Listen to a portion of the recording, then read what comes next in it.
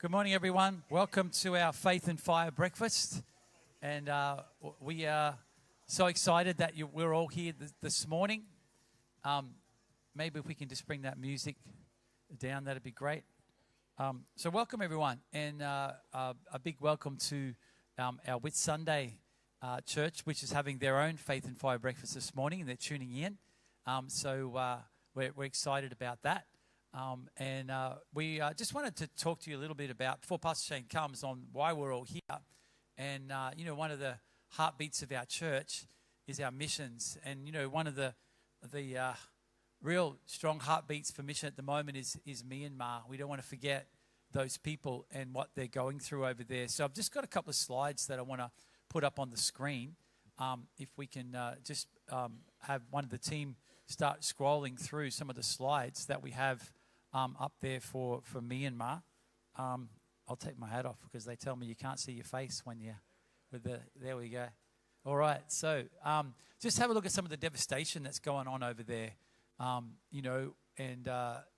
some of the living conditions. So, these are real photos of real people, so this is some of the food that we've been able to put on to feed some of the people that have got nowhere to go. And again, imagine if this is your town, or these are your friends or your neighborhood. So just keep going through those photos for me.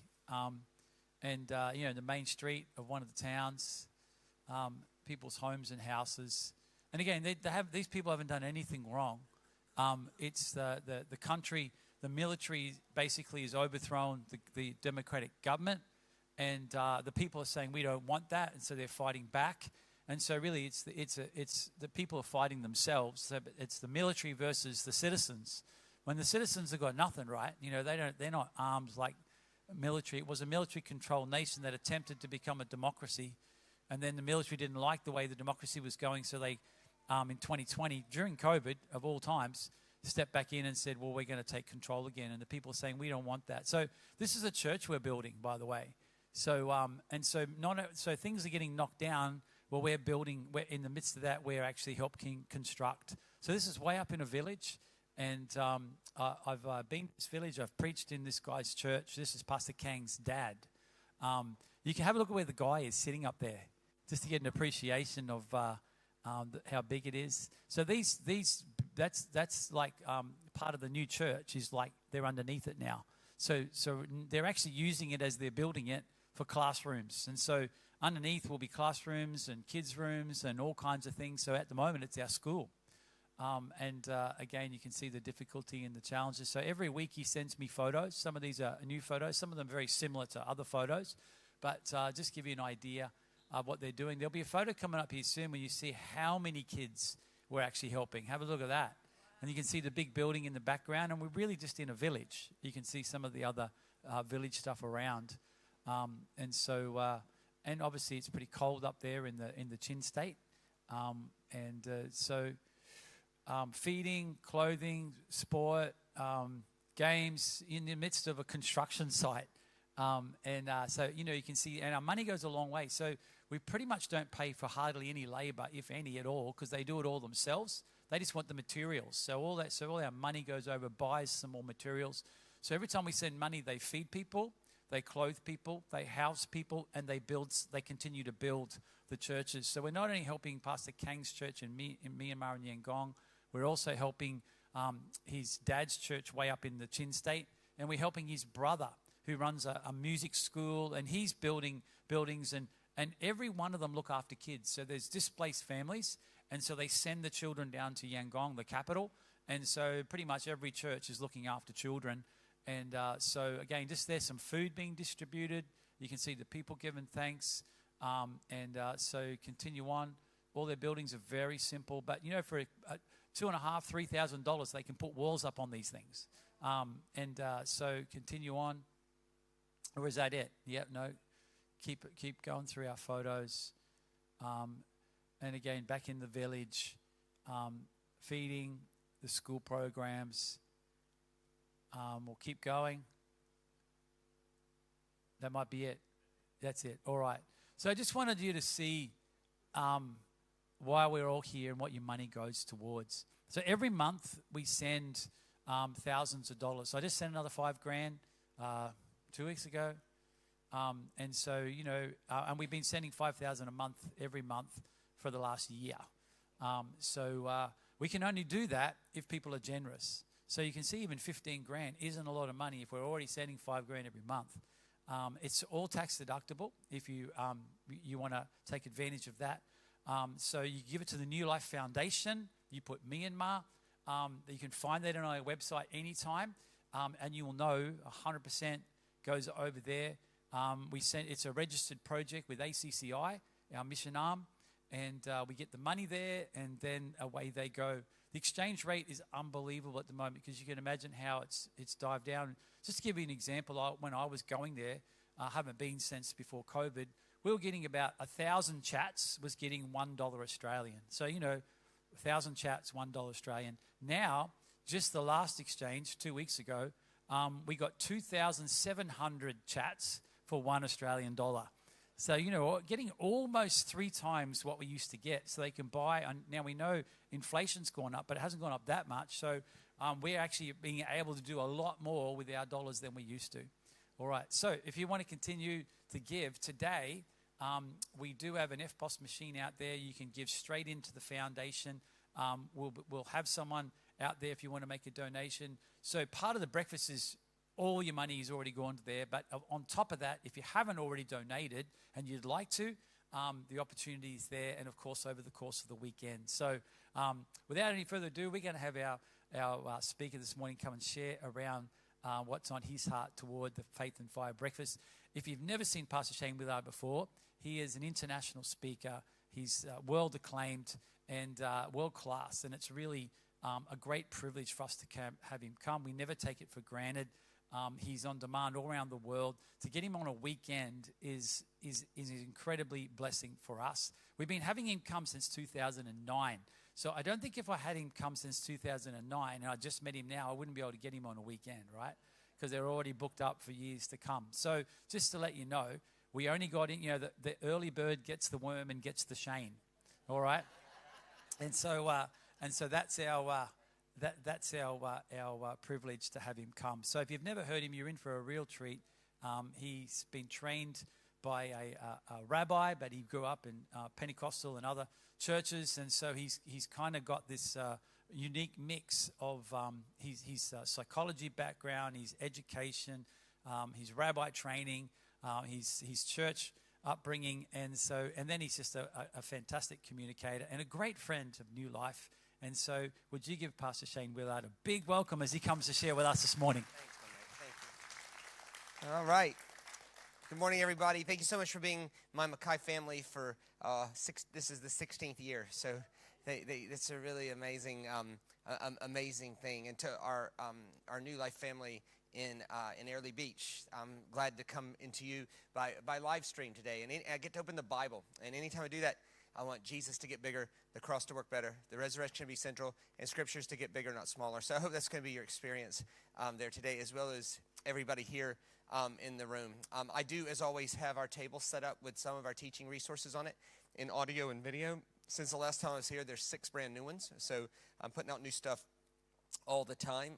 And as always, if you purchase anything today, it does 2 things. It helps, resources you. What we don't want is our main theological education to come from TikTok. That's not good, right? There's certain things that sound good, but really they have some hairs on it. Like, let's give everybody on earth a Bible.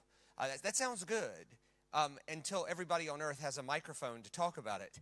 And then you just get a bunch of ultra-crepidarians talking about things they're not qualified to talk about, and it creates a real problem. So we want to resource people well, but we use that to fund. We take Matthew 25 very seriously, which Jesus says something really confronting in Matthew 25. It's his last words, and he says, "Whatever you do to the least of these, you do it to me." And that's like the heart. That's what really initially connected Craig and I, other than a friend that connected us, right? Is that heart, and however intensely you want to apply that. Jesus said some stuff in there about eternal judgment and eternal life and what you did to the least of these and right and left and sheep and goats, and it's really, really confronting. And however far you want to take it, I don't mind. I don't, like, it's your faith. and it's your life. But but if we take it to the most base level thing, the person who died for us is letting us in on what's important to him.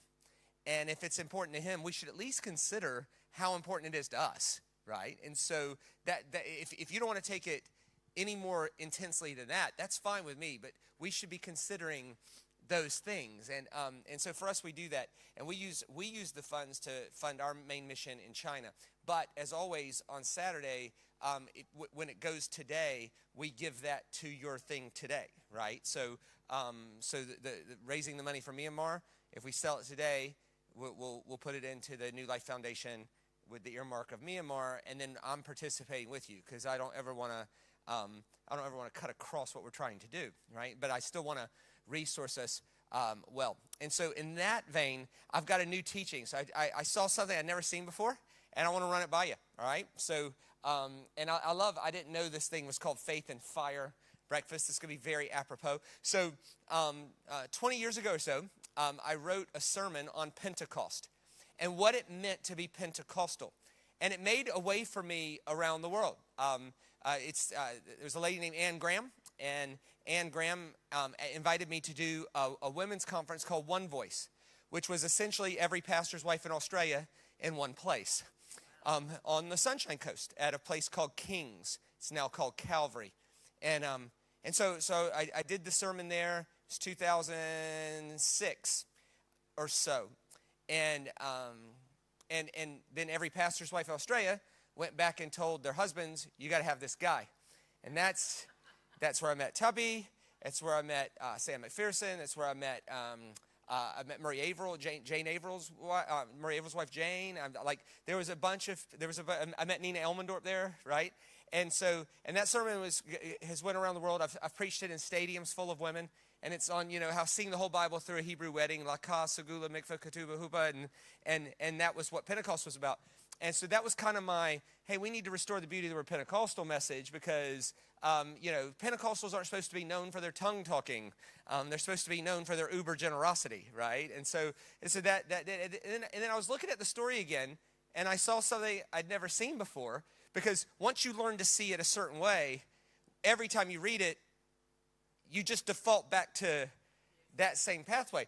And so a friend of mine, we were studying the Bible together, and they pointed something out that just started a thing for me, and I'd never seen it before. So I'm going to run it by you today, and it's very, very apropos to what we're going to talk about. So this is the account of Pentecost in Acts chapter 2. It's a little bit of a long passage, but you'll be able to see it on the screen.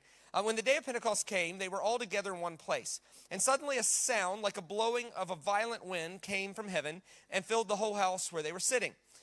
They saw what seemed to be languages or tongues inside fire that separated and came to rest on each of them. Now, this is just a weird story. They're inside. There's an inside windstorm, and people's heads are setting on fire, and no one's screaming in agony. And so it's just a weird story. If people's heads are catching on fire, you should hear screaming and agony, and people asking questions like, "Where's the wind coming from?" Like, it's just on its own. It's just an absurdly bizarre story. Inside windstorms, people's heads catching on fire, and no one's shouting. This is just a strange story. And all of them were filled with the Holy Spirit and began to speak in other languages or tongues as the Spirit enabled them. And now they were staying in Jerusalem, and the reason they were there was because it was a feast. Pentecost was this ancient feast. It's in Jerusalem, God-fearing Jews from every nation under heaven. When they heard the sound of the crowd, the sound, a crowd came together in bewilderment. And that makes sense. Like inside windstorms, people's heads catching on fire, no one's shouting. That is bewildering. Because each of one of them heard their own language being spoken. Utterly amazed, they ask, aren't all these who are speaking Galileans? In other words, they're not bilingual people. The Galileans in that time in Israel were the rednecks. They were, the further north you went in Israel, like the more redneck it was. And so, matter of fact, Galileans couldn't say ga, they said ja. So they would call themselves Galileans. And so you see this when later when they confronted Peter and they said, you're one of his disciples. He goes, no, I'm not. No. They said, no, you are a Galilean. And he said, I'm not a Galilean, right? And they go, we hear your accent. You're a Galilean. And so it's there's this thing like, wait a minute, they should be able to talk our language. And amazed and perplexed, they asked one another, what does this mean? Some, however, made fun of them. In other words, there's always going to be a critic. Don't worry about it. There's always going to be someone that has their ultra-crepidarius opinion on why you're going through what you're going through. However, made fun of them and said they have had too much wine. Like, the only explanation for this is everybody's drunk, right? But that doesn't really explain people's heads catching on fire and no one's shouting, no one's scarred, indoor sort of windstorms. All right, so let's look at this passage afresh. All right, next slide. So let's remember that when we're dealing with truth, we're dealing with 3 levels of truth, all right? So truth is best expressed and explored through 3 dimensions, not 1. The 3 dimensions are the literal, the symbolic, and the evental, right? So the literal is something happened. Somebody told a story. Somebody wrote something down. Now, sometimes in the scripture, the literal is fiction, all right? Don't panic about that. The Bible's full of fiction, right? And you already knew that. You already knew that to be true. Parables didn't actually happen. Now, it actually happened that he told the story, but if we went to Israel and you asked the history guy, where's that farm where the parable of the prodigal son happened? They'd be like, what are you talking about, right? So sometimes the best way to make a point is not in a literal concrete story, it's in a fictional story, particularly if it's about love or forgiveness. Jesus did it all the time. What's forgiveness? Jesus doesn't go, well, step 1, identify the loss. Step 2, call it out. Step 3, right? He just goes, forgiveness is like owing a king too much money, and even though you want to pay, you can't pay, and he knows you can't pay even though you want to pay, so he cancels your debt. That's forgiveness. So again, fiction sometimes tells a better story than literal stuff, but it's literal in the sense that Jesus told the story. And so in this case, there's a literal thing going on. Somebody wrote a story down about something that happened to these people that's just bizarre. But all the power of truth is not found in the literal. It's found in the meaning or in the symbolic. If we focus too much on the literal and we miss what's going on underneath, we can miss the whole point.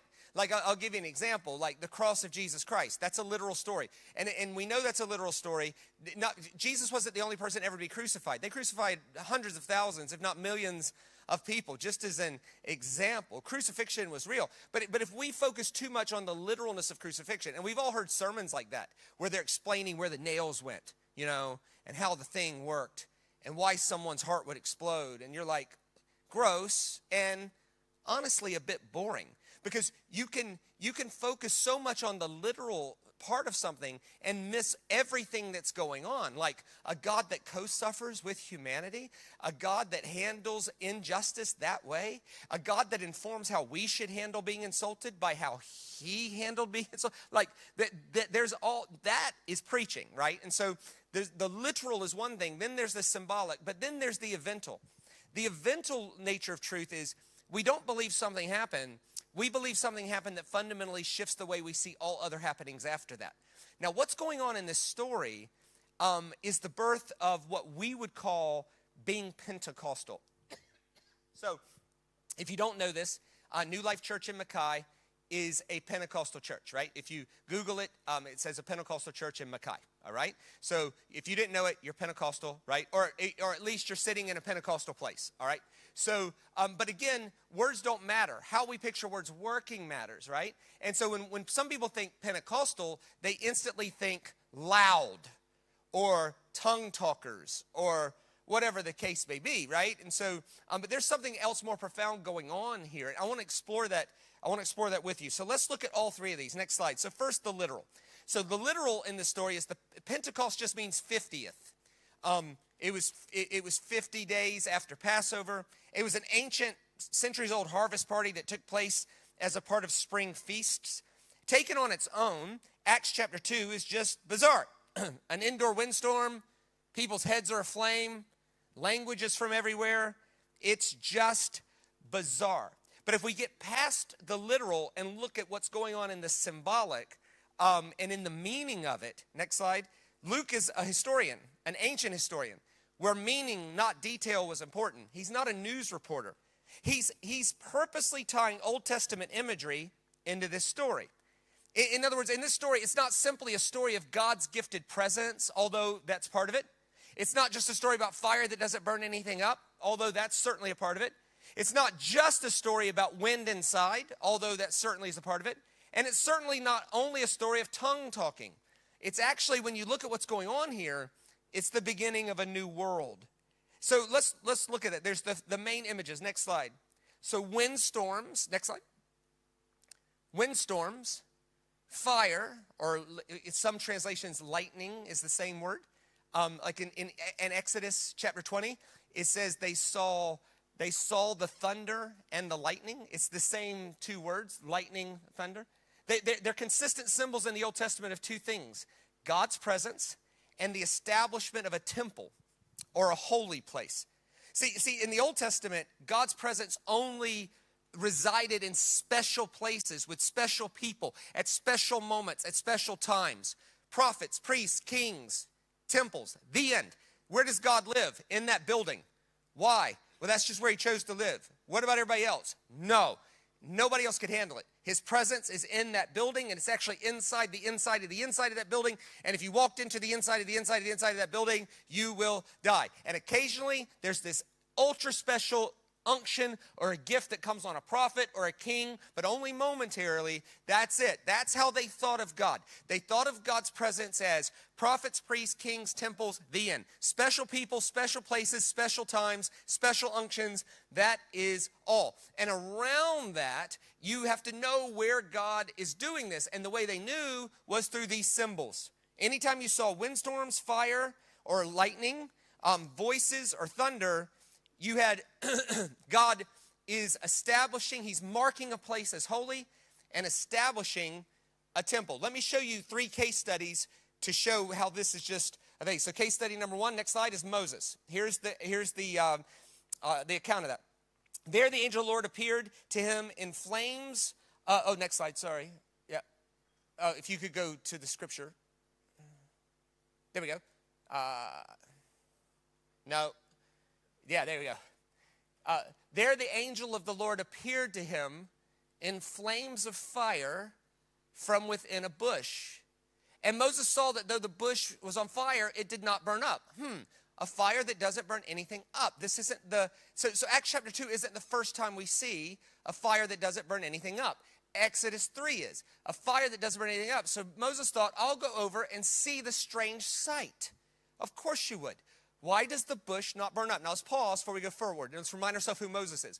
Moses is someone who grew up in Pharaoh's house. And at Pharaoh's house, God was Ra, who was the sun, and the sun is made of fire. Just make sure everybody's tracking here, all right? So Moses grew up his whole life believing God was a fire, and if you ticked him off, he was a consuming fire.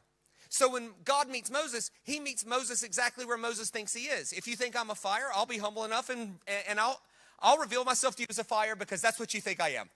But if you're paying attention, I'm not the kind of fire that you were taught your whole life. I'm not a consuming fire. If you're paying attention, I don't even burn up the most flammable thing in the desert, a dry bush. As the great T.S. Eliot wrote, we only sustain, only suspire, consumed by either fire or fire. That you'll live your whole life terrified of the consuming fire of the sun god Ra, or by faith you'll embrace the refining fire of a loving Yahweh, who although he will perfect you, he'll never harm you, for the bush was not consumed. This is Moses' story. So Moses goes over to the bush, and this is, next slide, this is what it says. When the Lord saw that he had gone over to look, God called him from within the bush. So you have fire, you have voices, Moses, Moses. And Moses said, well, here I am. Don't come any closer, God said. Take your shoes off, for the place where you're standing is holy ground. So the pattern is this: fire that doesn't burn anything up, voices, wind, establishment of a holy ground. Now, I like the way the rabbis teach it. The ground was always holy. Moses is just realizing it, right? So he takes his shoes off, holy ground. So if you got lost in that narrative, because half the room and half the people in the area are linear learners, and half of you are narrative learners, and narrative learners love how I just did that. Linear learners are like, what? So I did this for you. Next slide. So you have this establishment of fire, voices, then holy ground. Case number 2, Sinai. Here's the account of that in Exodus 19. Mount Sinai was covered with smoke. So here we go. So you got this covered in smoke, this presence of God, because the Lord descended on it in fire. But again, if you go read the account, no one's screaming from the heat. It's a fire that doesn't burn anything up. The smoke billowed up from it like smoke from a furnace, and the whole mountain trembled violently, and the sound of a trumpet grew louder and louder. And Moses spoke, and the voice of God, and so you get fire, voices, right? Let's keep going. Moses said to the Lord, the people cannot come up the mountain because you yourself warned us. Put limits around the mountain and set it apart as holy. Again, for the linear learners, next slide. You got covered in smoke, fire, voices, and then the establishment of a holy ground. Case study number 3, the tabernacle. Without reading it from the scripture, I think you can see where this is going. It was covered in a cloud or smoke by day. It was surrounded by a fire that didn't burn anything up by night. The tabernacle was made of sheepskin. It'll burn. It's got goat hair all over it. It would burn. It's like, no, it's cloud by day or smoke by day, fire by night. And of course, what was the tabernacle? It was the establishment of a holy ground. So if you got lost in any of that, I want you to come back right now. That was 13 minutes long.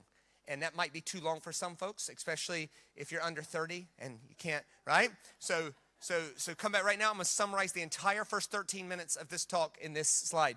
When God's presence marks a place, person, or thing with cloud, smoke, wind, fire, and voices, a holy ground is established. There's the establishment. Okay, if you want to know where the presence of God is, it's right there. It's whatever I'm marking with fire, voices, smoke, there's a holy ground. Where's the holy ground? It's wherever I just marked that. So in their mind, if there's fire, smoke, voices, there's the establishment of some sort of temple or holy ground. Now with that as the backdrop, let's go back and look at Acts chapter 2 with that. Put yourself as Jews with that understanding of where they were living. Check this out. All right. When the day of Pentecost came, they were all together in one place, and suddenly the sound of blowing of a violent wind came from heaven, and they were filled the whole house. Where they were sitting. They saw what seemed to be tongues or languages. I don't like the word tongues because it's like tongues is just an ancient word. It's languages. And they seemed to be languages of fire that separated, and this is the key sentence, came to rest on each of them. This had never happened ever in the history of the world. You have, in their mind, you have prophets, priests, kings, temples. Where's God's fire? And a prophet, on a priest, on a king, temporarily, or in the temple permanently, right? Where's God's presence?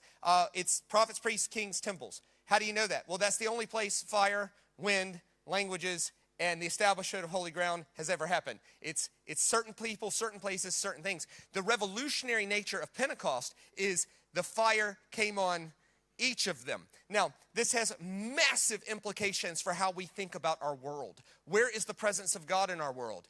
It's on wherever the presence of God rests. Well, in this story, no longer could you absolve yourself from your responsibility to bless the people of Myanmar and say, no, it's the temple's responsibility, it's the priest's responsibility, it's the king's responsibility. Let's put it in today's world. It's the church's responsibility, it's the government's responsibility. Pentecost, and by the way, you're a group of Pentecostals, or at least you're sitting in a Pentecostal place. Pentecostals are ones who never ever absolve themselves from their responsibility to be the presence of God in the world by saying it's the church's responsibility, it's the pastor's responsibility, it's the government's responsibility. It's like, no. Pentecostals are like, no, the fire rested on each of us. This was the establishment of a new world. This was an idea that's like, hey, you know all that faith you put in the temple to reach the world? It ain't working. So we're going to pivot here, and I'm going to put the presence of God on every single person, right? So let's see where this is going. Here's some observations, and the linear learners are going to love these linear observations. So God's temple will now be established in individuals, not places, not specific holy sites. It's actually in each of them. And in this story, it actually doesn't differentiate. Male, female, doesn't matter. Jew, Greek, whatever. Black, white, whatever. Rich, poor, doesn't matter. This is what changed the world, by the way. In the Roman Empire, where there was a 9-layered class system, you could reasonably rationalize treating someone who was lower class than you as less human than you. It was called objectification or instrumentalization. And it was obvious. Like, you bring less to the table than you, so I treat you worse. That's how it works. Pentecost says, no. Jew, Greek, slave, free, male, female, one Christ holding the whole thing together. And that means you can't treat women worse than men. You can't treat blacks worse than whites. You can't treat the rich better than the poor, because there's one Christ holding the whole thing. You'll be violating the Spirit holding all things together. It fundamentally changed the world. Number two, God's temple is no longer geographical or cultural. It's like, does it belong to the Jews? Yes, but not only them. There's people from everywhere at this thing. And why were they there? Pentecost. And where are they going after there? Back home. And when you have an experience like this, you're going to tell that story. You're like, you can't believe what just happened. Can you imagine how unpopular this story would have been to the people running the temples in Corinth? When you go back and go, oh, they're telling you that God's presence is only here and you got to pay your way into it. No. We just had this experience where God's presence was just for free and was calling us to bless the world. That's it. Like, that would have been hugely popular if you were underclassed, and hugely unpopular if you were the people profiteering from the class system. Pentecost was an in-your-face confrontation to the way things were. It's God's temple includes everyone from everywhere. This was God's in-your-face confrontation to but surely not them. No, them. Yeah, but do you know what they struggle with? I do, but what hope do they have without the gift of God's presence to move them, And what hope does the world have? Pentecost was this in-your-face confrontation to say, it's not enough to depend on the government to do everything we're supposed to be doing. It's not enough to depend on the pastor to do everything we're supposed to be doing. It's not enough to depend on the church to do everything we're supposed to be doing. Pentecost was like, no, the fire's on you, man. Where's the holy ground? You.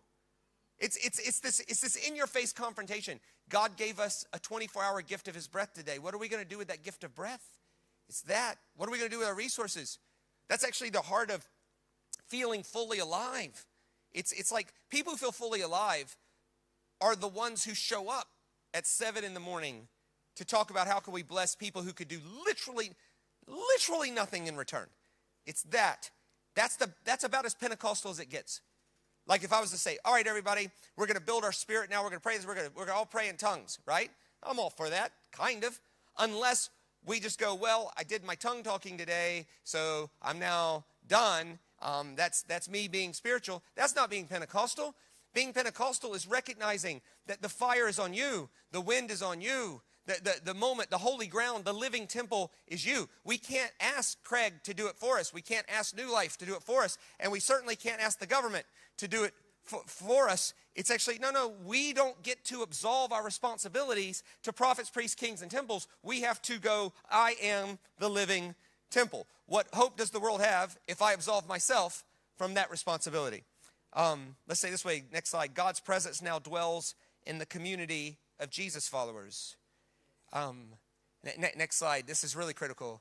Moses had to learn this early. I'm not sure we still haven't learned this, but God's fire harms no one and blesses everyone. Actually, the Greek word fire is pure, P-U-R. Fire is not about harming. Can we just say something pretty obvious? Jesus doesn't set his enemies on fire, nor does he ask us to set our enemies on fire. He asks us to bless our enemies and forgive everybody. So God's fire harms no one and blesses everyone. This is when we stuff up words like judge. One day God's going to judge you. Yes, but isn't that a good thing? In our world, judge is not good because it means you had to go to court and you had to front court for something. And that judge is going to decide if you're in or out of society.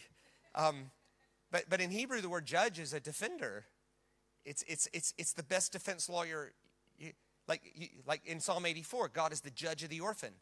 Why is God judging orphans? You guilty orphans, Or the whole book of Judges. These people aren't courtroom officials. They're people anointed by God to set us free. And so in that sense, I think it was David that said, God will judge me or my friends will judge me. And even the best of my friends, I would rather put my soul at the surrender of a holy God, because he'll be kind. Like God's fire. God's fire is his commitment to whatever's on you that can't exist in his full presence. We're going to go ahead and burn that off. Paul called it the flames of heaven, by the way. In 1 Corinthians 3, he says some people will be saved, but only those escaping the flames of heaven. This is the fire of God. So what do we do with this? How should we live? Like, what difference? What's the eventual nature of this? Next slide. It means that the living temples are people who operate like Jesus. People who take notice of the plight of the poor and go, I'm going to do something about that. People who bless their enemies. People who handle insults well. Those are living temples. I'm not sure we're great at that. Like, as Christian as someone is, you know what last year showed? All it took was an artist taking a potentially offensive piece of artwork and floating it down the Seine River during the Olympics for Christians to lose their mind. So without seeing the irony that Jesus Christ told us if someone insults us to bless them. That's how you handle insults. You don't lose your mind on the internet and act fundamentally shocked that a 3,000-year-old athletic celebration of ancient Greek gods, where the first 1,000 years every competitor had to compete naked, did a piece of art that doesn't meet to Christian sensibilities. We had a chance to show the whole world the uniqueness of Christ and how to handle people who insult us. And we got a big fat F. Don't panic. We'll get another chance. Don't worry. Don't worry. It's going to be, it's okay. It's okay. But these are people who operate like Jesus. They handle insults well. They bless their enemies. They look after, they consider what they're doing to the least of these very seriously. Next slide. Oh, here we go. People who show the world a life where love is the primary ethic, peace is the primary goal, and blessing is the primary technology. That's who a living temple is. A living temple is someone who shows the world where love is the primary ethic. We honor love more than our personal convictions. Peace is the primary goal, and blessing is the primary technology. Let's say it this way, next slide. A living temple shows the world that the opportunity for a new world has begun. And in their world, where there was no hope that the presence of God would be anywhere other than a prophet, a priest, a king, or a temple, this was like, you could call this good news. This is really good. So let's talk about the kingdom for a second. Next slide. A new world established not with violence, political takeover, coercion, and fear, but rather each individual person taking their responsibility to be the presence of God. I want to say something I think is obvious, but I want you to wrestle with it. If Jesus thought the way to establish the kingdom was through political takeover, could he have done it? So he must not have thought that was the best way. So when Christians believe if we just get our guy into power, God wins.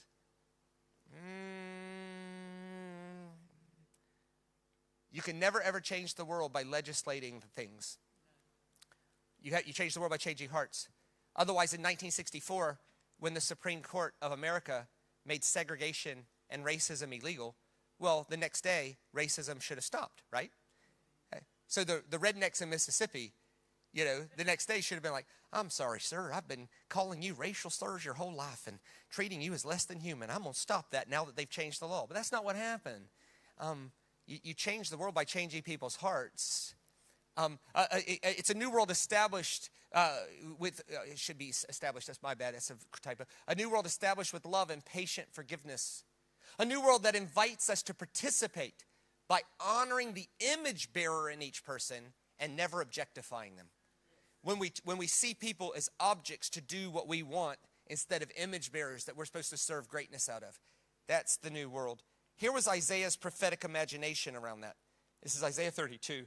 Till the Spirit is poured out on us from on high, and the desert becomes a fertile field, and the fertile field seems like a forest. In other words, in Isaiah's prophetic imagination, there's coming a day where the presence of God was not limited to one place, but was going to be on all people. See, next slide. Jesus had called his disciples to the whole world. But in this story, the whole world came to them. This is Jesus saying, I want you to go to all the world. But in this story, because of Pentecost, a feast, everybody was there. And there was this moment that they took to the world from there. And they didn't take a doctrine to the world. They didn't take, here's our 12 fundamental truths. They didn't even have a Bible. They took a story of where God had touched their lives. So if you got lost in any of that, my friends in Airlie Beach and my friends here, I've summarized the whole talk. Here you go. Next slide. God's new temple is living in people who bear witness to Jesus by living a life of love as he did. It's that. So why do we give to Myanmar? Well, because they need it. Because they can't do anything in return. Because it's one of the places on earth that we can bless people and not the single inkling in our heart can go, I'm going to benefit from this. I'm somehow going to profiteer from this. Why do we give from Myanmar? Because we take our responsibility of being living temples seriously. Because we don't absolve ourselves from our responsibility by saying the pastor should do it, the church should do it, the government should do it. That's really pre-Exodus 19 thinking. It's the prophet, the priest, the king. It's the government, it's the church, it's the pastor, it's the temple. It's not my responsibility. Pentecost says, no, not if you're Pentecostal. If you're Pentecostal, you're taking your responsibility incredibly seriously because we're living temples. God's new temple is living in people who bear witness to Jesus by living a life of love. So I have a couple of questions about this because you know my thing. Great sermons aren't meant to be agreed with nor disagreed with. They're meant to be wrestled with for application. So here we go. Is there any place that I revert to God's responsibility is over there? And don't answer out loud. I just want us to wrestle with this. Be honest. Is there any time in the last 7 days that I saw a need, I know I had the power to meet the need, and I thought, I'll let someone else do that? Or worse, that's not my job, it's their job. Like, what else is the government here for? What else is the church here for? What's the pastor doing all day? What do pastors do all day? You know, they basically have a homework assignment where they have to write 2 35-minute speeches every week that's fresh, new, entertaining, and doctrinally correct to the perception of the hearer. That's no problem. You know, what's that, 2 hours or something? What are they doing the rest of the day? See, the Pentecostal says, wait a minute, hang on. Is there any place that I revert to God's responsibility is over there? It's what else is the pastor here for? What else is the government here for? What else is the church here for? A Pentecostal doesn't do that. A Pentecostal says, I'm the living temple. If I don't do it, who else is going to do it? The presence of God is me. It's not someone else's job. What about my flaws? In this story, what I find really confronting is God gifts his presence without a survey of their life issues, you know? Like, what do you believe? Hey, are you in line with what I believe? Do you agree with me? All these questions we ask that Jesus never asked, do you agree? He's just like, oh, follow me, do what I do, you know? If you're not there yet, I'll meet you there. And that's the story of the scripture. You think I'm a fire? I'll be a fire. No worries. I'll be whatever you think I am to meet you right where you are to move you. In Pentecost, the whole feast centered around leavened bread. It's the only feast that did that. And they would fill it with oil, and it was the symbolism of God fills leavened beings, flaws and all, issues and all. It's like in this story, you don't even get to absolve yourself from the responsibility of being generous because, well, God surely wouldn't call me because I'm flawed. In this story, he's like just calling everybody. Flaws and all, issues and all. Whatever your issue is, I'm going to be right there in the middle of it with you, and we're going to go forward. We're going to change the world. Let's say it this way. Will we take the gift of spirit seriously? Or do we waste our breath? The word for that is profanity. Profanity is any time we take our breath and use it for something common. It could be hurting someone, like I slander or gossip or whatever. It could be using my energy to cause harm. It could be using my energy to do nothing. It was called profane. See, again, we picture the word profanity. We picture cursing, like saying bad words. Someone says, I don't curse. I'd never say the F word or something like that, you know? And you're like, well, hang on. But your whole life's an F word. What do you mean? Like the way you're living and using your breath is one giant swear word. It's like, wait a minute. The question of Pentecost is, are we going to can we agree together at the most base level? If God gifts us with his presence and establishes a holy ground, at bare minimum, we should take that seriously. Like we should go, okay, where have I not taken that seriously? Where am I wasting my breath? That's what this is all about. Why do we give to Myanmar? Because they need it. Because we're people of love. Because people of love don't consider what they can get in return. People of love realize that that's where true life is. It's in blessing other people. And if you don't even want to take your Jesus following seriously, take your Pentecostalism seriously. What's a Pentecostal? Pentecostals aren't the tongue talkers. They're the people, that's just a part of it. They're the people who take seriously, God called me to be a living temple. So I refuse to absolve myself from the responsibility to use my breath to bless others. That's a Pentecostal. And so may you, my brothers and sisters, may you be the most Pentecostal people in Mackay, Airlie Beach, the Whitsunday region, and hopefully we don't drown from all this rain. So I want to pray for us, and you can get on this prayer if you'd like. Lord Jesus, let no one ever reject you because of the way I'm presenting you. Second prayer, Holy Spirit, based on what you've given out, what is my part to play in meeting this enormous need? And then give me the courage to act.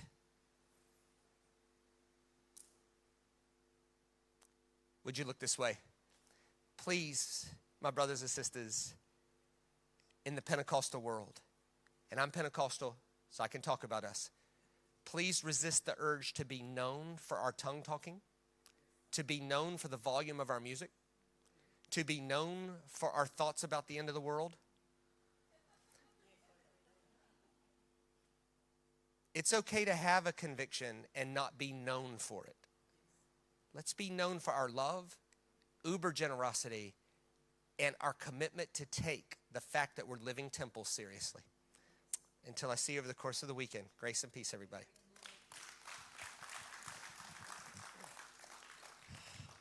Fantastic. Just want to encourage you all with our Faith and Fire strategy. You know, we want to take our faith, what we believe, and we wanted to fire up our missions programs, fire up those people. And what a great message for us this morning to be the living fires, and to actually, you know, put some action that directly translates to actually helping other people. And so obviously our breakfast is an opportunity. So out in the foyer, if you haven't already and you want to make a donation, you can swipe a card. I think you can go back onto our website and still give through that as well. So I'm sure if you want to give, you'll find a way. And there's a QR code on the screen that'll take you directly to the page where you can donate. As we said, it's all tax deductible. And just want to say a big thank you for everyone being here. Obviously, if you're here, you've already donated. Thank you.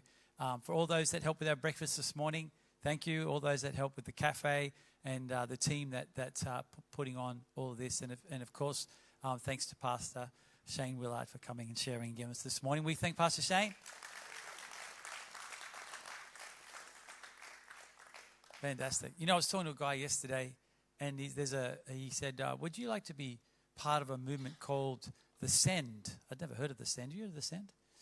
Anyway, so instead of having a Pentecostal conference where everyone gets together and gets blessed by the speakers, they still bring in the bands, they still bring in the speakers, but they challenge every single person to activate their faith. And so there's 5 ways you can do that. And everyone's got to fill out this form, or maybe they do it electronically.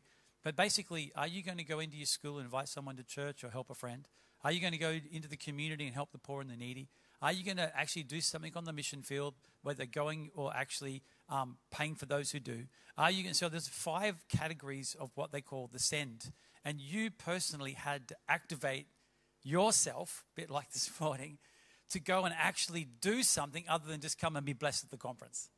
And then they're recording it all. And in 5 years' time, they want to see how many people they activated and then what the activation translated to. It's an interesting experiment, right? And it's called The Send. Hasn't happened in Australia before. They just had it in New Zealand. 6,000 people went to it. And so they're thinking about having it in Australia. So some guy rings me and says, I'll be interested in The Send. And my ears pricked up thinking, this is such an interesting thing. We want to activate everybody. And so, and what a great way to say, don't come just to be blessed. Come be blessed and do something. And you personally will take your responsibility in the send. I love it. I thought it was brilliant. And I'll finish with this story. Years ago, Joel was in preschool. He goes to preschool and they're asking all the preschool students, what does your dad do? I'm a fireman. What does your dad do? I'm a policeman. Comes to Joel. What does your dad do? Oh, he does nothing. God bless you. Have a great day.